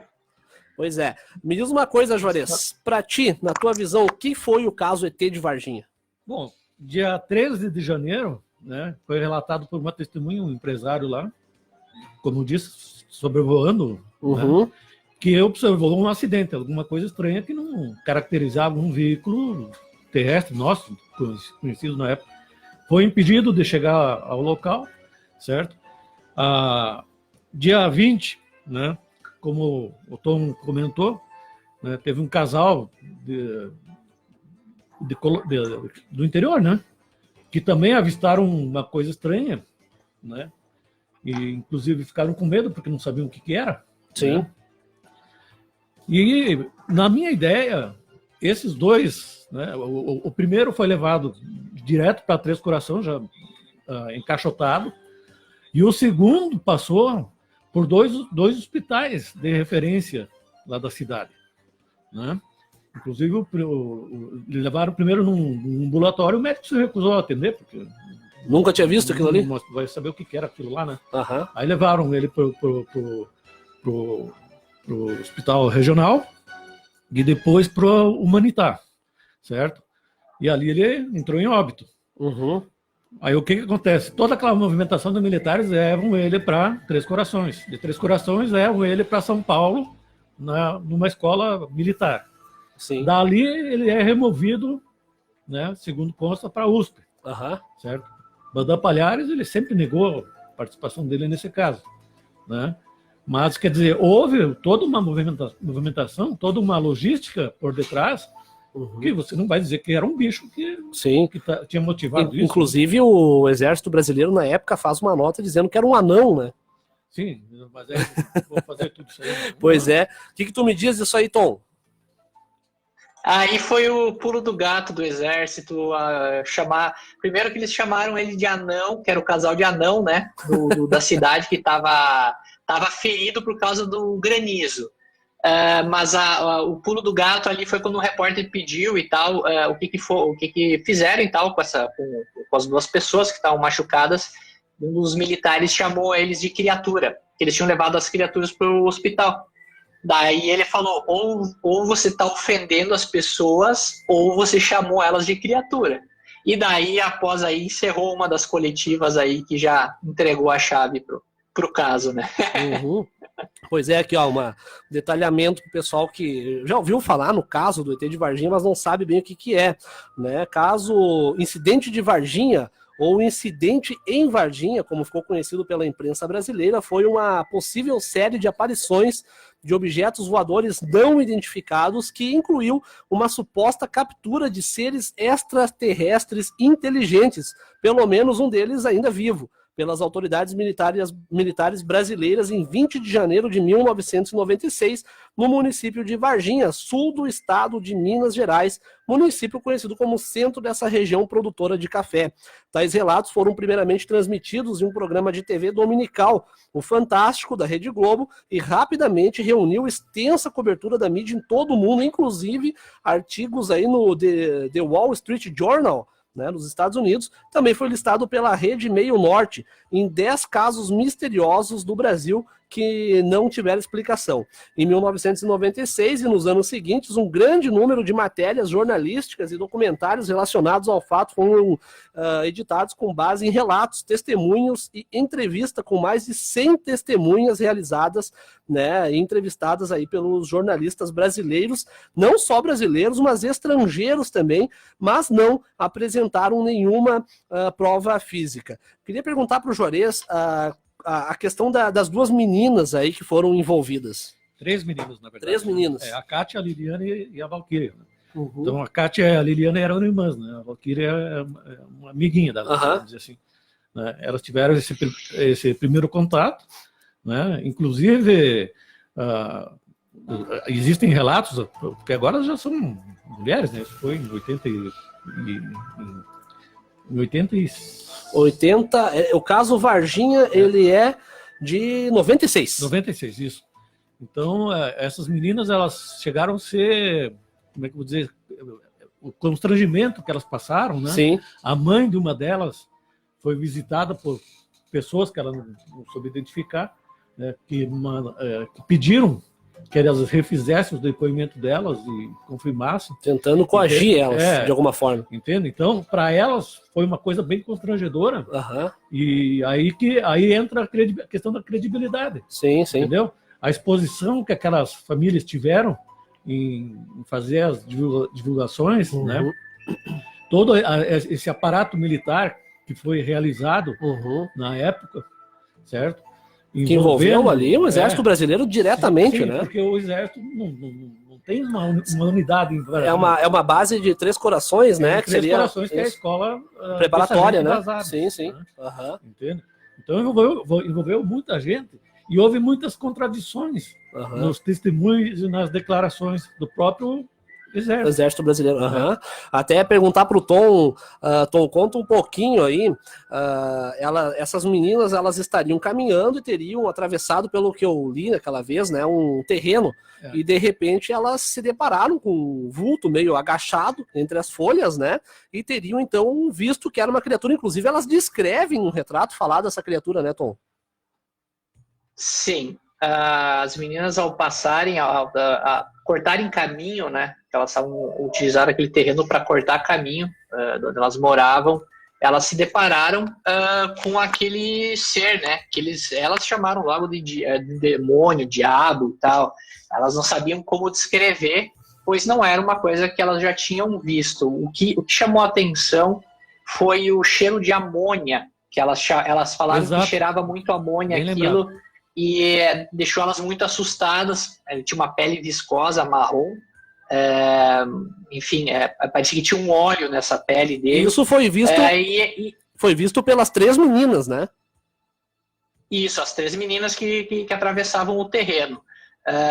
Mas elas viram, e assim que elas viram, elas nem tentaram algum contato ou tentaram entender, elas simplesmente saíram correndo. É o que os militares usavam como desculpa, dizendo que era uma pessoa da cidade que tinha Um anão, né? problemas mentais e tal, e vivia pela cidade. E eles usaram como desculpa sendo ele que estava agachado lá e tudo mais. Mas a desculpa não colou, né? Realmente ali, enfim, depois foram pesquisar o local lá, havia ainda aquele cheiro de amônia, eles não podiam saber, não entendiam o porquê, mas enfim, o local está até hoje lá, até está vendo o terreno agora, está até sendo feita uma vaquinha para ver se os ufólogos compram o terreno para isolar ele lá. Sim. Pois é, a descrição que essas meninas fizeram, inclusive num retrato falado, seria uma criatura, né, como o Tom falou, elas na época assustadas, né, porque a gente tá falando aqui de uma cidade de interior, né, uma cidade basicamente aí produtora de café, o pessoal muito humilde lá, então ninguém sabia muito o que era. Elas descreveram até, elas não usaram nem o termo ET na hora, elas acharam que era um demônio, um bicho, né, aquela coisa do folclore, e elas descreveram então como sendo um animal, um bicho com características humanas, né, e que teria então a cabeça teria uma protuberância meio que dividida em 3 partes, tipo uns afundamentos, né, e teria olhos vermelhos, né, se o pessoal pesquisar na internet ali, retrato falado ET de Varginha, tem o retrato que elas descreveram. Havia radioatividade no lugar também, Juarez, que foi comentado na época, ou isso aí foi só uma fake que... Não, que eu saiba é só essa questão do cheiro de amônia, né? E outra coisa que ficou em segredo, né? E talvez tenha sido pouco explorado pela ufologia na época, é a questão do acidente, o que foi feito daquele material, né, que se acidentou e que foi isolado lá pelo Exército, né, no dia 13 de janeiro de 96, né? Não sei se o Tom tem um acréscimo em relação a isso. Eu não vou afirmar nada, que nem eu estou na mesma opinião do Juarez, é um mistério para onde foi. Muitos dizem que esse material todo embarcou em Campinas, e de Campinas havia um avião já esperando para sair do país com tudo que foi removido lá de Varginha e do interior. Na época, em 2008, 2009, eu tive contato, eu tentei contato com o veterinário do zoológico de Varginha, que foi quem fez a autópsia nos animais lá que tiveram morte desconhecida no zoológico. E nessa época aí, houve alguns testemunhos que eles já falaram que a NASA tinha pessoas da NASA que estavam no Brasil e já estavam esperando algo na região de Três Corações. Não era nem Varginha. Depois que descobriram que os animais, que os seres ali, enfim, os extraterrestres estavam em Varginha. Mas que a NASA já estava uma semana antes aqui no Brasil, esperando por algo que viria a cair aqui. Certo. Então, a história, quanto mais se mexe nessa história de Varginha, mais se acha coisa. Pois é. Juarez, até tu tinha comentado ali daí sobre a questão do que seria aí um casal de anão, né? Houve algum relato para que fim que deu o paradeiro desse casal de anão, ou ficou só na história do Exército não saber explicar? Para mim, o meu entendimento é que as informações foram ocultadas pelo Exército, né? Sim, acabaram sendo restringidas ao público, digamos assim, né? Exato. Pois é. Acho que a morte do Marco Xerezi, acho que foi o ápice ali de toda a história, que levou a história a não ser só folclore, né? Eu acho que a família do Marco Xerezi, que leva até hoje a história adiante, as próprias meninas lá que viram que viu o ser lá no terreno, hoje elas têm uma sorveteria em Varginha e não querem falar do assunto. A gente viu que, por mais que elas foram pressionadas com dinheiro, elas poderiam ter uma vida bem melhor do que elas têm, elas não aceitaram, né? Enfim, a gente via que eram pessoas bem humildes. Uhum.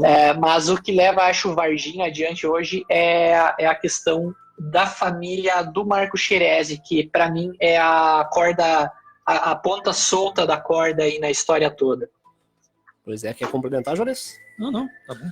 Pois é um caso que colocou o Brasil também, né, dizer assim, na mira de investigações a nível mundial, né, porque até então a gente teve essa questão da Operação Prato, operação da noite oficial dos discos voadores, e aí de repente a gente se depara com esse caso. Eu me lembro que eu era muito pequeno nessa época aí, inclusive o Ratinho, na época, fez uma cobertura muito grande a respeito desse caso. Mandar um abraço aqui pro pessoal que está acompanhando nós na live. O Heraldo Junqueira botou boa tarde, estou acompanhando.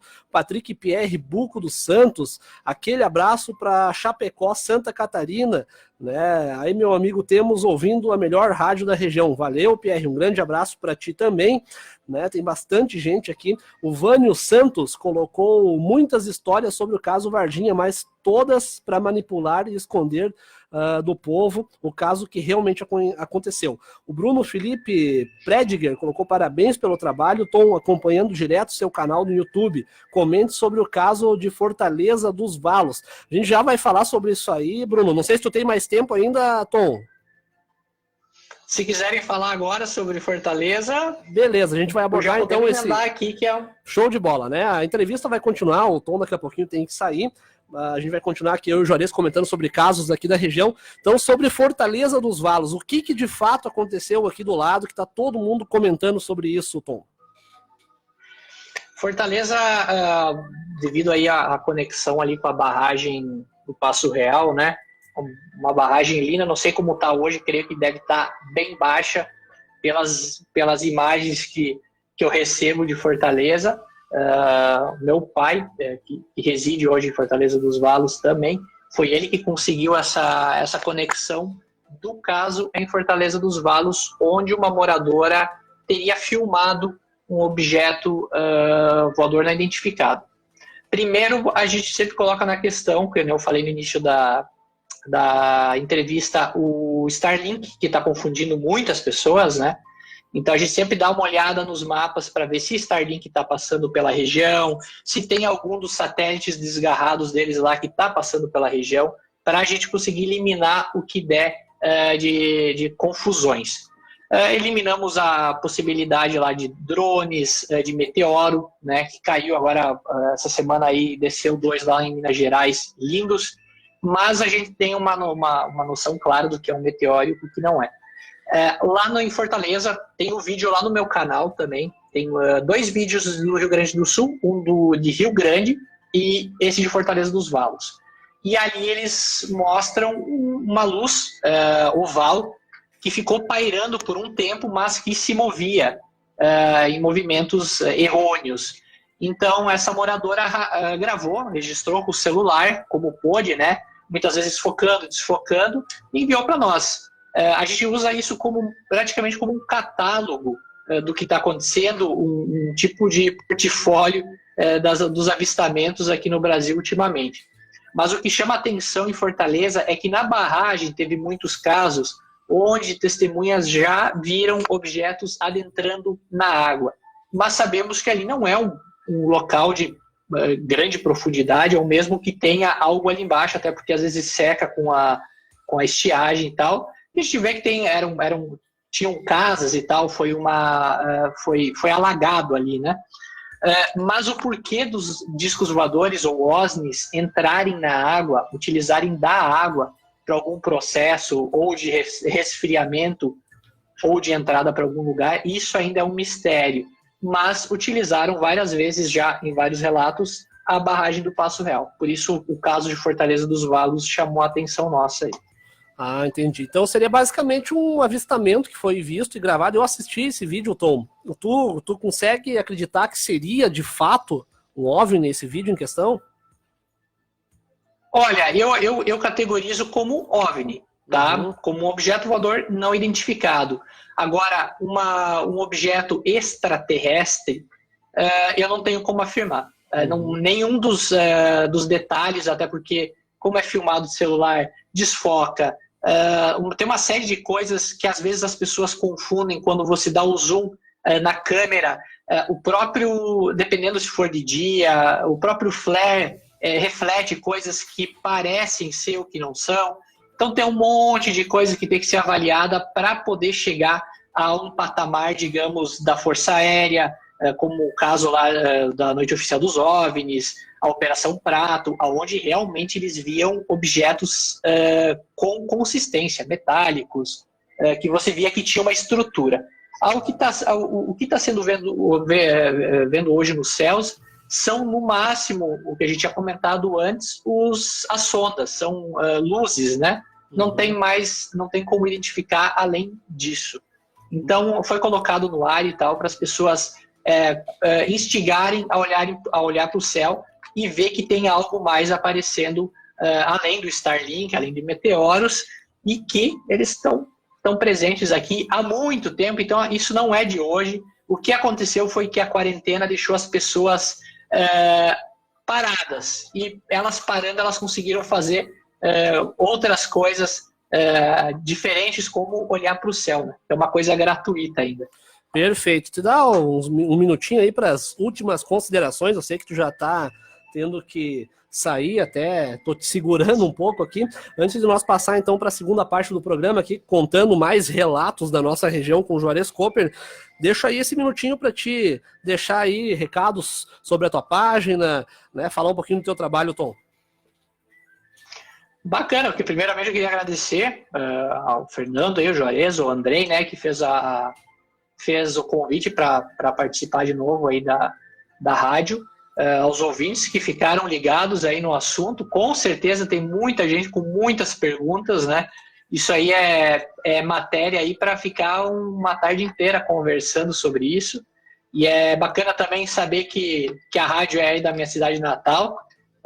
Isso é muito bacana, ver que o pessoal tá ligado nisso, tá começando a ver a ufologia com outros olhos, até porque provas não faltam, como vocês próprios colocaram ali, o Juarez colocou também, o exército, militares, pessoas de uma importância incrível dentro de qualquer país, falando abertamente sobre inteligências não identificadas que estão pairando por aí, né? Então, meu agradecimento pelo espaço aí, por poder trocar essa ideia com vocês, e esperamos a próxima entrevista.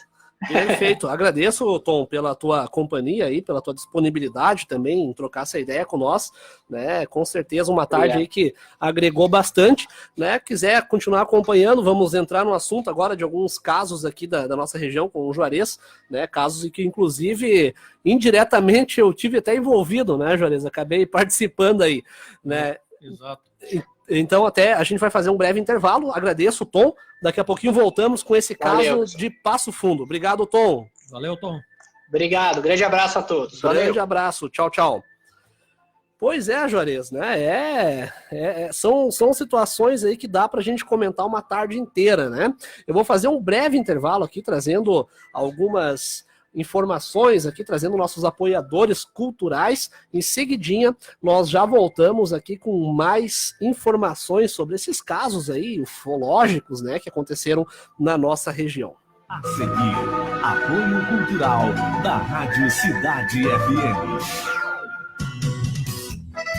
A Fruteira Ibirubá coloca na sua mesa produtos fresquinhos diariamente. São frutas, verduras e legumes gostosos, além de gêneros alimentícios de primeira necessidade. Conheça a variedade de flores à disposição na Fruteira Ibirubá. Rua 7 de Setembro, 1133, próximo à antiga rodoviária. Contato 3324-3504. No comando de André e equipe.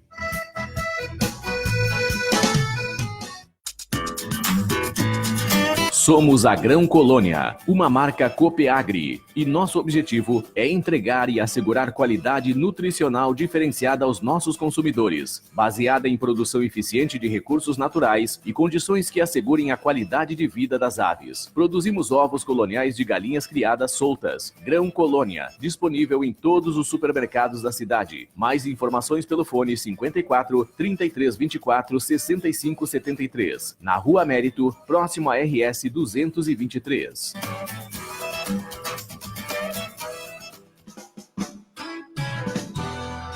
Que tal aproveitar as férias e fazer um passeio para aquele ponto turístico de seus sonhos? Quando for viajar, lembre da Ismad Viagens e Turismo. Trabalhamos com pacotes para diversos destinos do Brasil. Atendemos excursões com ônibus de primeira linha, oferecendo o conforto e a qualidade que você merece. Ismad Viagens e Turismo, transportando sonhos no seu dia a dia. Contato com a Silvane pelo 991 83 24 36 ou 31 99 33 93. Na Getúlio Vargas 1114, Centro de Ibirubá. Atendemos centro e bairros da cidade diariamente com ônibus coletivo.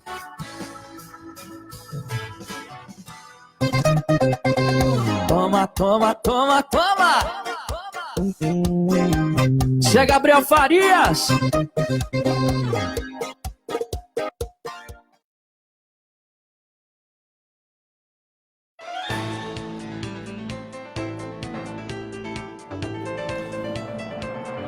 Muito bem, voltando agora, exatamente 13 horas e 19 minutos, voltando a falar aqui com o Juarez sobre os casos ufológicos aqui da nossa região. E agora, Juarez, voltando aqui no clima ainda do Arquivo X, tem que ter uma trilha sonora especial aqui. Primeiro eu vou mandar um abraço aqui para os nossos ouvintes, né? O Otto Augusto Lauxen, o Cícero Krav Maga, que pediu aqui sobre o caso Roswell, daqui a pouquinho eu comento, né? A Juliana Silva, o Vânio Santos, o Bruno Felipe Prediger, que colocou, já li o comentário do Bruno antes, né? Deixa eu ver quem mais aqui, Neuci Luiza Klass, mandou também aqui um alô, né? Mandar um abraço aí para o nosso colega Jonas Lauxen aqui da rádio, o Andrei Grave que está nos ouvindo, o Marcelo Lopes também, deixa eu ler, eu li um comentário dele antes. Aqui, ó, o Marcelo manda uma pergunta, Juarez, que eu até vou pedir para ti, né? Quando ou em que momento acredita-se que os terráqueos terão contato com extraterrestre de alguma forma mais evidente? Bom, eu acredito no seguinte: se eles quisessem se tornar visíveis, eles se tornariam, né? Então, eu acredito que o homem hoje, a humanidade, ela não está preparada. Não estaria pronta ainda para esse contato, né? Para qualquer coisa, né? Então, na minha opinião, não somos nós que estamos correndo atrás deles, né? Uhum. São eles que estão se escondendo de nós. Claro, com certeza. Mandar um abraço aqui também para a Marleide, para o Heraldo Junqueira, para o Maico Chiesa, para o Marco Silva, Manuela Zanella Bruscato. Deixa eu ver aqui, tem bastante gente. Deixa eu ver. Vai entrando o pessoal aqui, eu vou perdendo. Para Cleide Von Meister, para Nair Steffens, para Rosa Sequete, acho que é assim que se fala o sobrenome da Rosa, né? Deixa eu ver, para o Paulo da Silva, para o Leandro Vec, meu grande amigo de farda, inclusive o Pierre, que eu li o comentário antes, Patrick Pierre Buco dos Santos, também servimos juntos aí na EASA, para Beatriz, minha mãe, para Neiva Cooper, para Leni Vilques, para Linda Mansfield Cooper, que está ouvindo nós da Inglaterra, para o Otto Augusto Lauxen, acho que eu já até mandei um abraço para ele, para Terezinha Rentes, para Jaqueline Fortes. Então é muita gente, para o secretário aqui da Educação, Henrique Rentes, também, que está nos acompanhando. Um grande abraço para todos vocês, para Nerci Luiza Klass. É bacana ver essa interatividade do povo que está nos acompanhando aqui. E trazendo aqui o gancho, né, da pergunta que o Marcelo fez, né, quando que nós teríamos aí realmente um contato, né? Falar um pouquinho, Jorê, sobre as tuas experiências na área. Primeiramente, o que te levou a começar a gostar desse tema, a estudar né, esse mundo todo da ufologia, a se especializar, né, como ufólogo? O que te levou a esse encontro de informações? Bom, quando eu fiz o mestrado de ciência da religião, né? Eu diria que foi uma abertura de leque, que você passa a ter uma empatia, vamos dizer, com outros credos, né? Você passa a entender o porquê você crê naquilo, você crê em outras coisas, Sim. certo? Religião, o que é uma religião? Religião Juarez, é judaísmo. o Juarez que é pastor também, né, Juarez? Sim. É judaísmo, é cristianismo, é islamismo, budismo, isso são religiões. Sim. Certo? Dentro da área cristã, vamos dizer assim, nós temos várias correntes, né? Uhum. Você vai ter o adventismo, Testemunho de Jeová, você vai ter católicos, você vai ter Assembleianos, cristãos, né? Evangélicos, Uhum. né? Você vai ter até existem tendências espíritas que são cristãs também, Sim. entende? E o que acontecia? Eu tinha muito debate, né, com, e aí eu digo, sempre repito, né, eu corto na carne, né, com pastores, Uhum. né, que não conseguem entender, né, porque para mim é impossível que não tenha outras formas de vida, entende? Então, quando eu olho para a Bíblia, eu vejo a Bíblia, ela é escrita para a Terra, para nós aqui, né? Não quer dizer que se tiver outra forma de vida, não tenha a sua orientação também, né? E só que o que acontecia? Eu não tinha argumento, entendeu? Porque você vai entrar num debate sem ter argumento, você acaba sendo massacrado. Sim, porque também conciliar religião com esse tipo de informação também não deve ser fácil, né? Não, mas é por isso que eu digo. As pessoas têm a mente muito fechada em relação a isso, né? Estudar. Sim. A partir do momento que você começa a estudar, a partir do momento que você começa a buscar informações, né? E fundamentar essas informações. Uhum. Isso é o principal. Ela tem que ter um bom argumento, uma boa fundamentação, né? Então é uma questão de o que me levou foi isso, né? E um pouco da curiosidade também, querer conhecer um pouquinho porque envolve muita coisa, envolve não só especulação, mas eu acredito que também muito da área científica também, né? Sim, todo praticante de ufologia que não é entusiasta, eu deixo bem claro isso, né, que tenha estudado ufologia, que tenha buscado informações, né, ele, teoricamente, ele tem que ter alguma base também da astronomia. Sim, né? exatamente. Não vai conseguir conciliar uma coisa, divorciar uma coisa da outra. Sim, sim. Né? Você tem que ter uma base, pelo mínimo, né? Sim. É que nem o físico. Já viu um físico que não entenda de matemática? Sim, não tem como, né? Uma área abraça a outra. É. Mandar um abraço aqui para o Moacir Silva da Rosa, que disse: estamos escutando, muito interessante. Pois é, Juarez, e agora, né, aproveitando esse gancho, pegando aí essa informação, a questão do caso ali de Passo Fundo, que tu estudou a fundo, indiretamente eu meio que participei também, né? Conta para o nosso ouvinte o que foi esse caso de Passo Fundo, afinal de contas. Bom, eu vou repetir ele, né? Ele, de fato, ficou sem conclusão, né? A gente não conseguiu chegar a um denominador do que seria, mas chegamos a suposições, né? Então, tem um amigo meu aqui em Passo Fundo, ele faz parte de um ministério evangélico, né? E por algum motivo ou outro, por alguém, ele sabia que eu estudava ufologia, que eu trabalhava dentro dessa área, né? E ele me procurou. O que acontece? Ele tem uma pequena empresa dentro da casa dele, né? Uma casa de 2 pisos, né? Aí tem, onde o escritório dele, é uma janela bem grande de vidro, certo? Tem uma sacada ali, e ele depende de equipamentos eletrônicos, né? De computadores, tipo de coisa. Né? Tem um sistema de monitoramento também, né? Externo. Sim, ele tinha não sei quantas câmeras, né? Mas ele tinha uma câmera na rua, porque na frente da casa dele tinha outra casa. Né? Aí ele tinha uma câmera que pegava para a rua, lá é mão única, né? E outras câmeras que pegavam a frente do escritório dele, o canil, certo? E um corredor que leva entre as 2 casas, né? E aí começou a acontecer um fato E não era uma coisa pontual, era uma coisa sistemática. Uhum. Determinado dia da semana, das 20 às 22 horas, ele observava pelas câmeras de vídeo dele, de monitoramento, uma bolha. Uma bola de luz, uma bolha de luz. Tipo uma bolha. Eu botei Operação Bolha. Não sabia qual o nome dá, né? Então, essa bolha ficava estacionária na janela de vidro dele. Uhum. Como se estivesse observando ele do lado de fora. Isso. Uhum. E na frente da outra casa, que é aquela câmera que pega para a rua, né, tinha algum objeto que já era diferente, bem menor, que ficava... como é que eu vou descrever? Ele fazia movimentos geométricos. Sim. Precisos, né, na frente da outra câmera.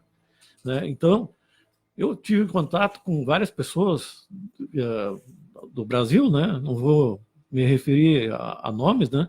Sim. Mas ligados à área da astronomia e ufologia, lá do Espírito Santo, do Rio de Janeiro, né? Minas Gerais, né? Lá do Mato Grosso também. Então, a gente praticamente fez um fórum ali para tentar decifrar o que poderia ser isso. A nossa conclusão, e aí é interessante, porque ninguém influenciou ninguém. Né? Pessoas idôneas. Sim. Quando nós nos reunimos para tentar descobrir o que poderia ser, né?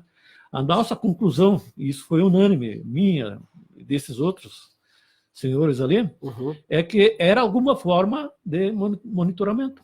Sim. Ele estava sendo estudado. Né? Observado ali. Observado, porque determinado dia da semana acontecia das 20 às 22, por um período de dias, depois passava das 22 para meia-noite, por um determinado de dias, depois passava da meia-noite para as 2, por um determinado dia, uma depois sequência voltava. ali, né? Então, o que isso mostra? É uma forma de vida inteligente. Sim. Alguma coisa inteligente estava por detrás daquilo. Sim. Eu desconfio que ele estava sendo monitorado, estudado. Sim, só para colocar melhor aqui para o pessoal que está ouvindo, o Juarez Cooper é meu pai, né? Porque não é só coincidência o mesmo sobrenome, né? E o que acontece? Em 2016, eu acho que isso aconteceu, né? Isso, em 2016, eu me lembro que eu dava aula na época na Flex, o Centro de Capacitação e Tecnologia em Caxias do Sul, e o pai me comentou, né? O Juarez me comentou toda essa história, né? Eu achei até interessante, né? Como ele mesmo falou, tratava-se de uma pessoa que tinha uma casa, tinha um escritório, um comércio dentro dessa casa, né? O escritório ficava no segundo andar. E aí eu me lembro que me chamou muita atenção que o Juarez me comentou o seguinte, que tinha essa sequência de horários, que essa bola de luz aí, digamos assim, essa bolha, aparecia do lado de fora do escritório, parada em frente à janela, né? Sim, e ninguém conseguia visualizar, só a câmera, né? Isso, e aí isso que me chamou muita atenção, né? O Juarez disse, olha, ele tá lá trabalhando no computador dele, ele olhava para a câmera, ele enxergava aquele globo flutuando do lado de fora, mas quando ele olhava para a janela, ele não via nada. E aí, até o Juarez pode me corrigir se eu estiver errado, o Juarez me comentou que o quê? Que em determinado momento, essa bolha ela saía, então, como se ela tivesse parado já de observar, não, já peguei o relatório que eu queria, e ela seguia por um corredor onde tinha o canil dele, tinha os cachorros, né?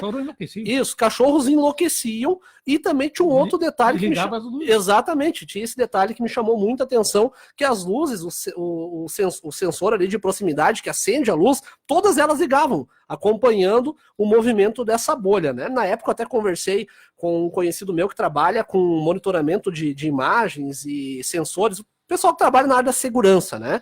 Segurança privada. Ele me disse, olha, Fernando, eu poderia dizer que seria uma gotícula de umidade dentro da câmera se não fosse essa questão que os sensores estão identificando essa câmera e a própria situação em que os cachorros estão acuando, estão latindo, porque também estão observando algum movimento ali, né?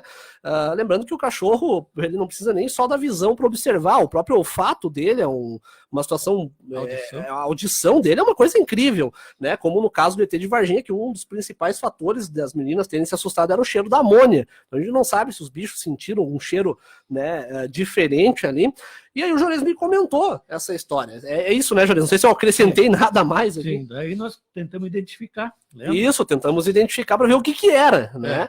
E não chegamos à conclusão. Aí o que eu me lembrei de uma uma coisa muito interessante na época, né? Que foi colocado. Isso, exatamente. O que acontece? A minha formação era na área da tecnologia. Para o ouvinte entender, quando tu pega o teu celular, né? Eu não ia falar computador, mas hoje é tão moderno que tu digita no celular.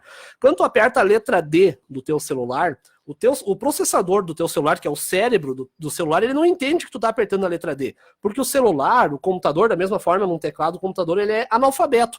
Ele registra um conjunto de códigos formado por zeros e uns. E aí, através desses códigos, o processador, seja do computador, seja, né, qualquer tecnologia, quando tu aperta para trocar uma música no teu carro ali, no rádio, ele não entende que tu tá apertando o botão de trocar música. O processador do aparelho entende um conjunto de códigos e registra o que tu tá fazendo.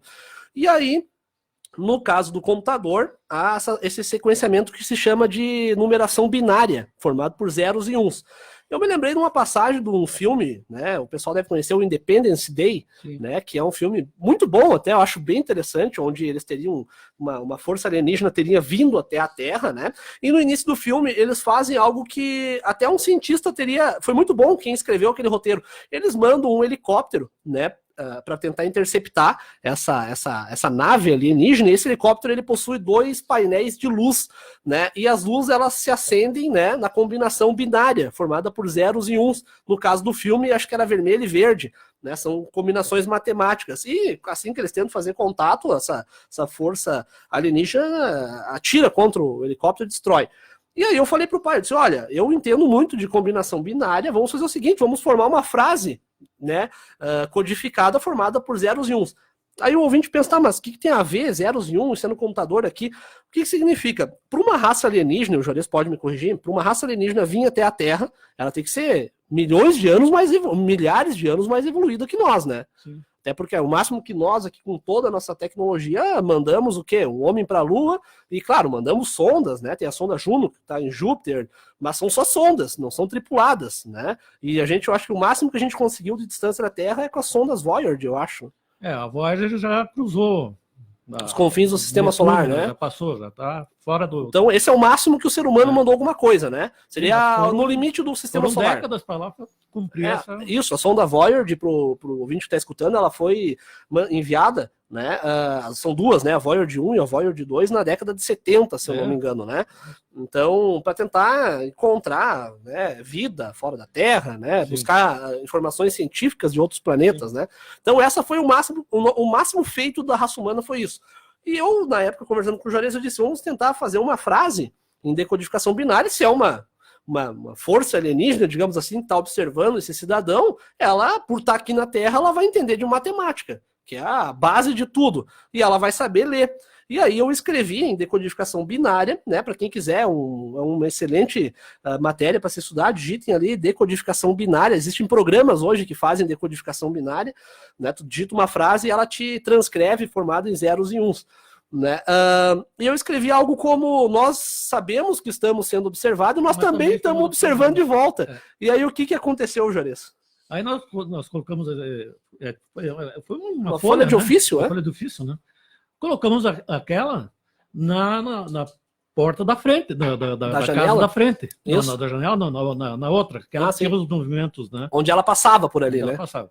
Colocamos ela lá. Isso foi de noite, né? De noite, mais ou menos. Acho que era de noite. Eu levei para ele lá, eram umas 7 e pouco, mais ou menos. Uhum. Né? A gente já sabia que aquela noite seria das 10 a... Ela iria estar ali, né? Esse globo de luz ia estar daquela sequência, né? Sim, sim. Daquela sistemática dela, ela provavelmente estaria das 10 à meia-noite ou da meia-noite às 2. E nós colocamos ela lá, esse papel. Né? Às 8 horas da manhã, o sujeito me ligou. Apavorado. Não, mas apavorado. Queimou todo.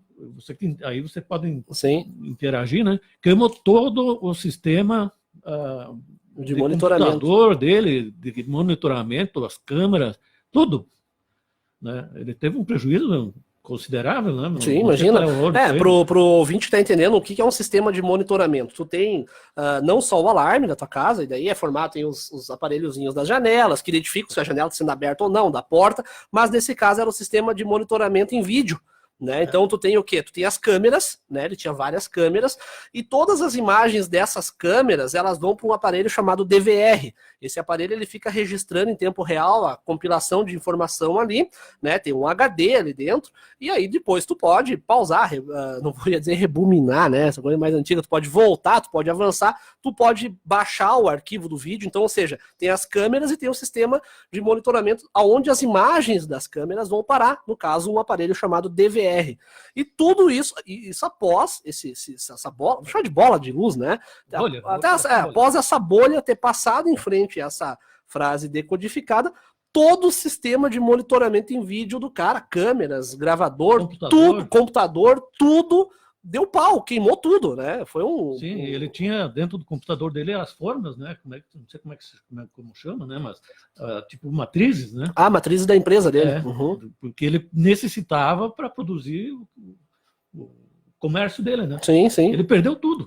Sim. Ele teve que comprar, não teve conserto, né? Chegou a levar numa eletrônica, né? Uma loja de informática. Uma loja de informática. Não acharam absolutamente nada, simplesmente ele não ligou mais. Sim. Né? Tanto o computador quanto essas câmeras de monitoramento, né? E a parte elétrica da casa não alterou nada. Sim, foi só especificamente... Não deu problema com geladeira, não deu problema. Entendeu? Alguém pode imaginar que tinha dado uma oscilação de energia, né? Mas daí teria efeito também em outras áreas, né? Outros equipamentos. Inclusive, como eu falei, na época, quando o Juarez me falou o desfecho dessa história, né? Eu me lembro que daí eu conversei com outros colegas meus que também trabalham nessa área, né?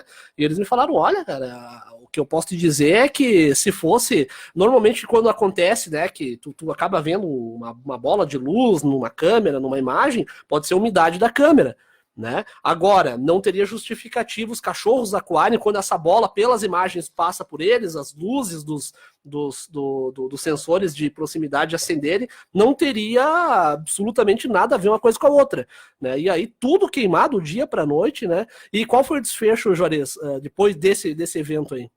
Ele trocou todo o equipamento e não conseguiu ver mais nada. Sim, sim. Como se aquilo entendeu a mensagem. Entendeu que estava. Foi pego no pulo. Foi pego no pulo. Não estava mais anônimo. Sim, sim, né? sim. Eu imagino.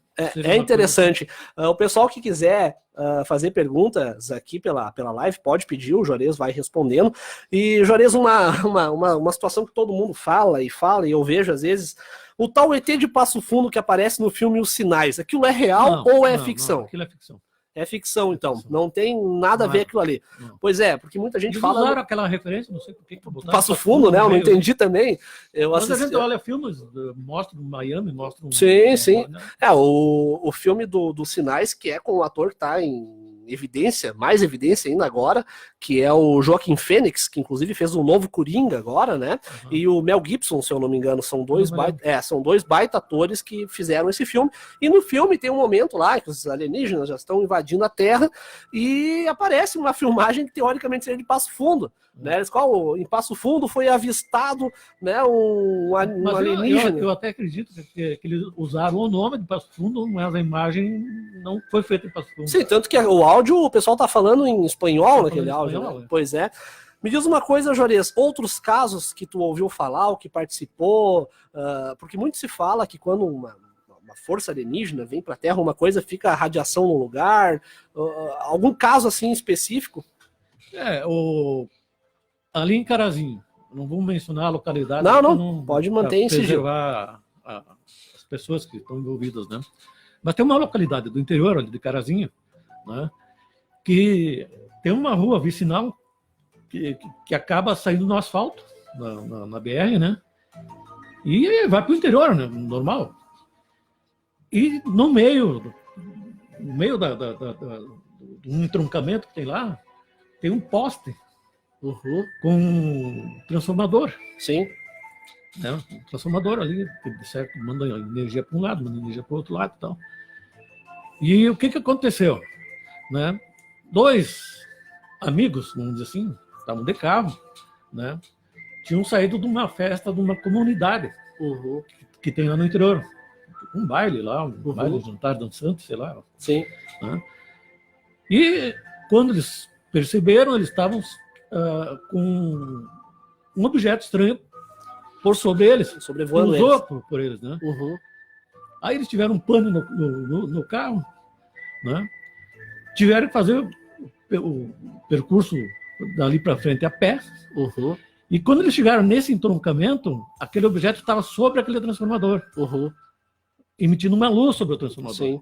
Esse é um outro caso que a gente não chegou a conclusão nenhuma. Sim. Estudaram a área, né? Sim.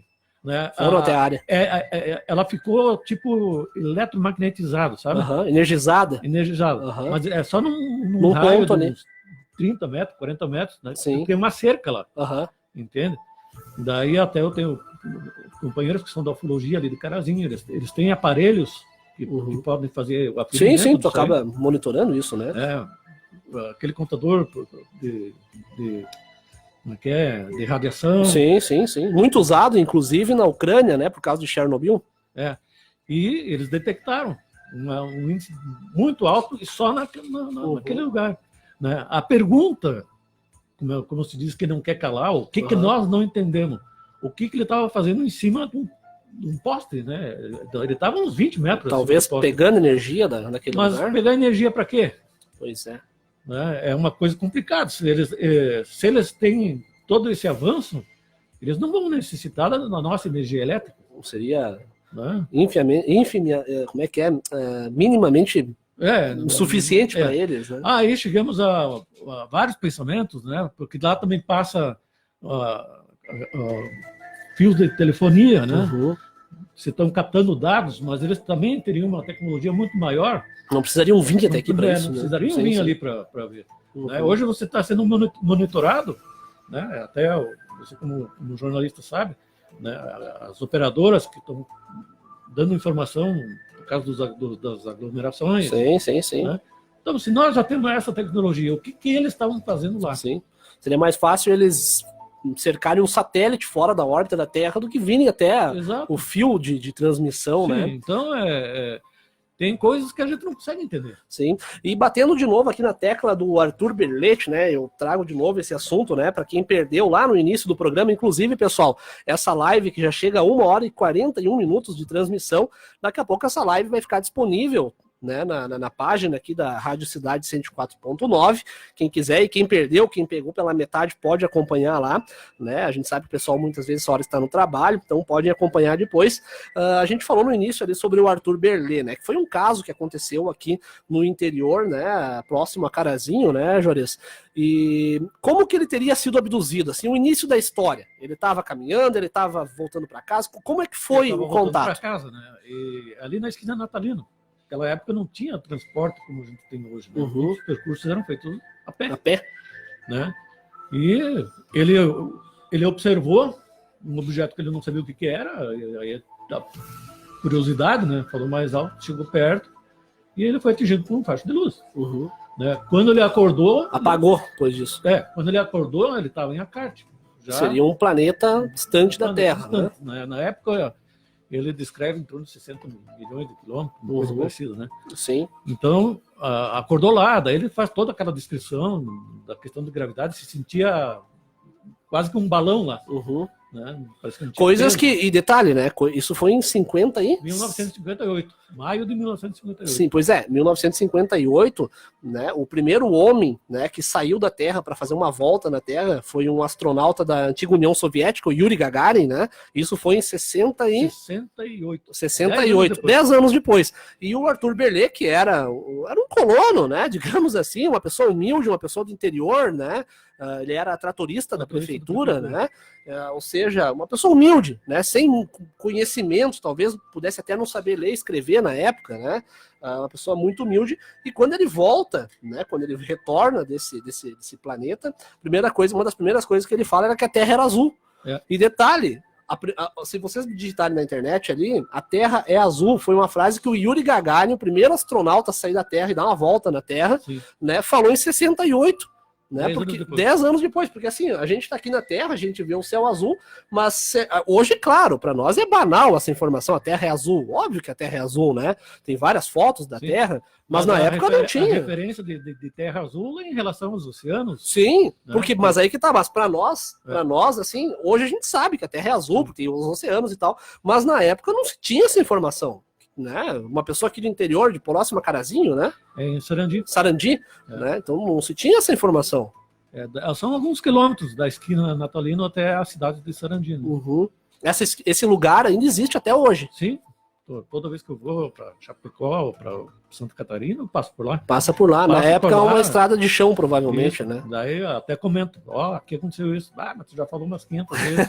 Mas é que mexe, eu passo lá. Porque é um tema muito interessante, né? Porque a gente não...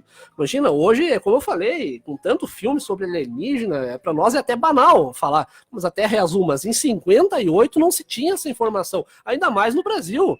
O primeiro homem a sair, o Yuri Gagarin, astronauta da União Soviética, que estavam nessa época naquela corrida espacial entre a União Soviética e os Estados Unidos, né? Inclusive a União Soviética estava mais avançada. Mais avançada que os americanos, né? Eles tiveram alguns problemas, né? Os Estados Unidos também teve.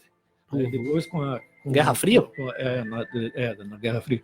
Mas depois com a extinção da União Soviética, né? Se tornaram repúblicas... se separaram, né? Se separaram, né? O que aconteceu?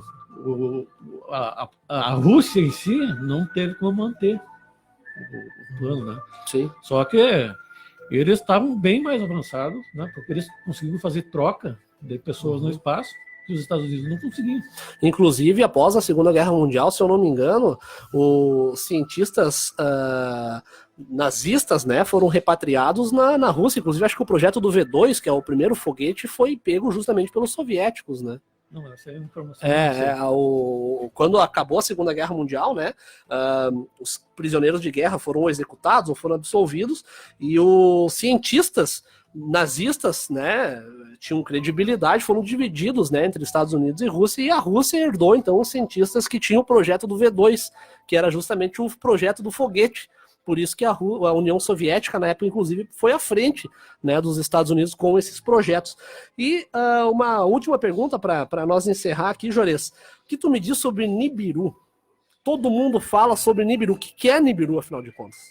Nibiru é considerado, né, muitos entendem que é um planeta gigante, né, que está em rota de colisão com a Terra. Mas aí tem muitas questões da teoria da conspiração. Né? Seria um planeta maior que Júpiter, né? Pelo que eles falam. Tanto que Júpiter é o maior planeta do sistema solar, né? Sim, seria um planeta que, se passasse perto, alguns milhões ali, ele levaria no lastro. Arrastaria tudo nós aqui. Tudo. Sim. Entendeu? Mas, só que o que acontece? Existem muitas imagens na internet sobre Nibiru. Né? Mas qual é o crédito que se pode dar a essas imagens? Entende? Fazer citação à NASA é uma coisa. Qualquer um faz, né? Qualquer um faz. Bota um nome, doutor fulano de tal, né? Mas tu não sabe se essa pessoa existe. Sim, sim. Né? Então, existe muita polêmica em cima disso aí, né? Mas, como eu disse, o fundamento mesmo, eu não achei nenhum, né? Sim, não existe... Para mim é mais uma questão de teoria da conspiração. Sim. E sobre aquele meteoro lá, o que cruzou pela Terra, o tal do Oumuamua... Sim, aquilo já passou, né? Porque seria um meteoro que entrou... Não digo entrou na órbita, acho que não entrou na órbita do sistema solar, ele né? Ele passou pelo sistema solar. Pelo sistema solar, né? 2018, se eu não me engano. 2019. Assim. Uma coisa assim. Ano passado, ano retrasado. Só que já está... seria porque eu pergunto, porque seria, né, era gigantesco. Era um, não sei se é cometa, daria para dizer. Não. Era um meteoro gigantesco num formato cilíndrico, né? E que ele se comportou de forma anormal, segundo a NASA. Ele entrou numa rota e de repente ele dobrou à direita e se foi, como se tivesse feito uma curva, né, muito acentuada, que não é normal para um meteoro, né? Sim, mas também é uma informação que hoje a gente não dispõe. É muita especulação. Sim, né? Muita informação vaga, qual né? É a verdade que tem por detrás? A gente não sabe, né? Não sabe. Pois é, estivemos aqui conversando primeiramente aqui no primeiro momento junto com o Tom Miller, né, e junto com o Juarez Cooper. Finalizamos a segunda parte do programa conversando com o Juarez Cooper, que nos trouxe todos esses esclarecimentos. Mandar um grande abraço para todo o pessoal aí que nos acompanhou na live, que nos interagiu aqui com nós, né? Acho que já mandei um abraço para todo mundo aqui, é muita informação que vai caindo na live, a gente acaba perdendo alguns comentários, né? Teve alguém que perguntou sobre o caso Roswell 47, né? Esse caso eu me lembro que até eu estudei bastante sobre isso. O caso Roswell 47 teria sido primeiramente uma nave alienígena que caiu no campo nos Estados Unidos, no campo do Novo México, né? Aí foi mandada a Força Aérea para lá, primeiramente, inclusive, tem a entrevista, eu não me lembro agora qual era o presidente americano, que falou que se tratava de uma nave extraterrestre, depois ele voltou atrás e disse que, na verdade, era um balão meteorológico que caiu lá, por isso que ficou conhecido como Roswell 47, 1947, Roswell, o local onde ele caiu lá, né? Mas até o que se fala, né, trata-se de um balão meteorológico que teria caído. O que muitos especulam em cima disso, porque naquela região de Roswell tem uma base militar. Sim.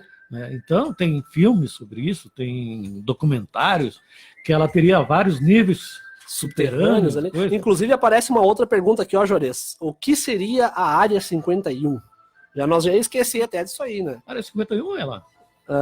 Mas nada mais é do que uma base, o que uma seria? Base militar. Uma base militar, porque muito se fala que é um local onde se armazena alienígenas. O problema é o seguinte, toda a área militar, instalação militar, ela é reservada. Sim. Certo? Ela não é aberta ao público. Claro. Né? E aí se criam as especulações. O pessoal não sabe o que é. O pessoal não sabe o que é, já sai achando que é uma coisa, achando que é outra. Sim, né? Então, o pessoal não tem aquele entendimento, fica naquela imaginação do popular, né? O que é, o que não é, o que fazem lá dentro, isso, né? As pessoas elas querem ter um assunto. Né? Elas querem ter um assunto. E a própria imprensa estadunidense, ela contribuiu muito com essa lenda. Entende? Eles criaram muito mistério em cima disso aí. Dessa informação. E aí o que dá? Né? As especulações, os entusiastas. Né? Sim, claro. Entende? Porque a ufologia, primeira coisa, a gente sempre parte do princípio, como o Tom bem destacou, né, de você descartar possibilidades. Sim. Entende? A gente nunca sai afirmando que é um ET, né? Sim. Tanto até porque tem IT com I, que é intraterreno, e ET com E, que é extraterrestre. Né? Mas o fato de eu estar vendo um objeto voador não identificado não me prova que ele vem de fora. Ele é um OVNI, né? Até porque a tradução do OVNI é objeto voador não identificado. Até um avião que não está autorizado a decolar pode ser um OVNI. Pode ser tratado como um OVNI, né? Então essas interpretações a gente tem que ter sempre em mente. Né? Parte do princípio que aquilo não é. E aí você vai descartando.